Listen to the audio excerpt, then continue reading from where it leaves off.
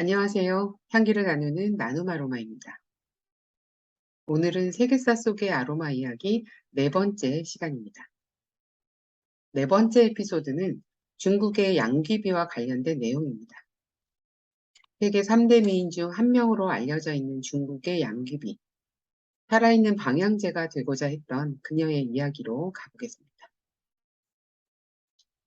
채신향이라고 들어보셨을 텐데요. 몸에서 나는 향기를 말합니다. 중국의 양귀비는 살아있는 방향제가 되고자 했다고 전해집니다. 당나라 6대 황제인 현종의 마음을 사로잡아서 며느리였던 양귀비가 후궁이 되고 6년 후에 정식 비비로 책봉을 받게 됩니다. 10년 후에 37세의 젊은 나이에 생을 마감하게 되는 비운의 여인이지만 지금도 절세미인의 대명사로 여겨지며 그 미모만은 여전히 인정을 받고 있습니다. 양귀비가 우울함을 달래기 위해서 정원을 산책하다가 우연히 미모사를 건드렸는데 꽃이 부끄러워 바로 입을 말아 올렸다는 일화는 유명합니다. 그녀의 미모와 몸에서 나는 향기로 시들어버렸다는 이야기도 있을 만큼 양귀비의 희고 매끄러운 피부와 몸에서 나는 강력한 향기는 추측 가능한데요. 양귀비는 자신의 체취를 관리하는 데 신경을 많이 썼다고 합니다.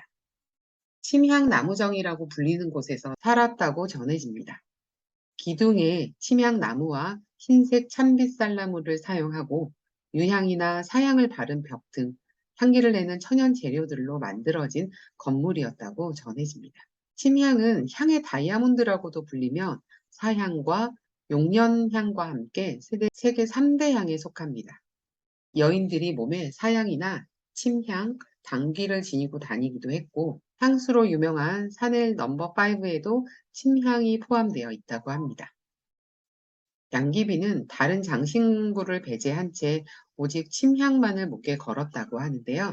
이 침향은 열이 가해지면 향이 나게 되는데 체열과 목걸이가 만나서 자연스럽게 침향의 수지가 서서히 향으로 퍼졌을 거라고 예상이 됩니다. 겹겹이 입어야 하는 그 당시의 의복 때문에 땀을 많이 흘리기도 했을 텐데요. 이 침향의 효과는 자신의 땀 냄새를 덮기도 하고 당 현종에게 사랑을 받게 하는 묘향으로도 작용을 했겠지요.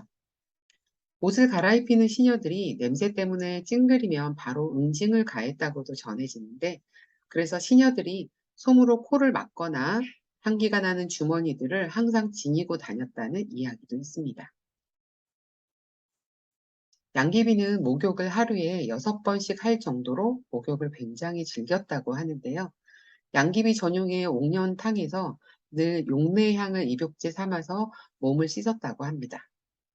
그 목욕물이 용내향을 어찌나 진하게 품었는지 물을 갈 때마다 버려지는 그 온천물을 향수로 팔았다는 이야기도 있습니다. 또한 용내수의 진액에서 얻은 투명한 백색 결정체인 용내를 항상 향 주머니에 넣어 다니고 그 용내를 태워서 옷에까지 향을 배이게 했다고도 합니다. 얼마만큼 향에 대한 자기 관리에 신경을 썼는지 알 수 있습니다. 중국의 미인의 조건이 발이 작은 것뿐만 아니라 몸에서 좋은 향기가 나는 것 또한 포함이었다고 하는데요. 그래서 향기를 피우거나 개수나무를 넣은 물로 목욕을 하거나 신체의 내부로부터 향기를 발산하기 위해서 어릴 적부터 방향물의 환약을 먹는 방법을 사용해 왔다고 합니다. 양귀비 또한 향기를 내는 환약 복용을 아주 중요하게 여겼다고 하는데요. 이 환약은 영등향이나 청등향, 감송향, 규심, 사향 등의 향약 생약을 잘게 부순 다음에 꿀을 섞어서 환으로 만든 다음에 약처럼 복용하는 것이었습니다. 먹고 자고 씻고 입는 것 모든 것에 향기를 입혀서 그녀 자신이 하나의 향수, 방향제가 되고자 했던 것이죠. 당 현종이 자신의 아들의 여자였던 양귀비를 취해서 결국 죽을 때까지 헤어나올 수 없었던 가장 큰 이유가 바로 바로 양귀비의 채신양 때문이 아니었을까 추측을 해봅니다. 앞서 설명한 대로 채신양의 종류로는 몸에 바르는 것, 목욕하는 것, 몸에 지니고 다니는 것뿐만 아니라 신체 내부로부터 향기를 발산하기 위해서 방향물의 환약을 먹는 방법 등이 있고 그 필요에 따라서 사용했다고 합니다.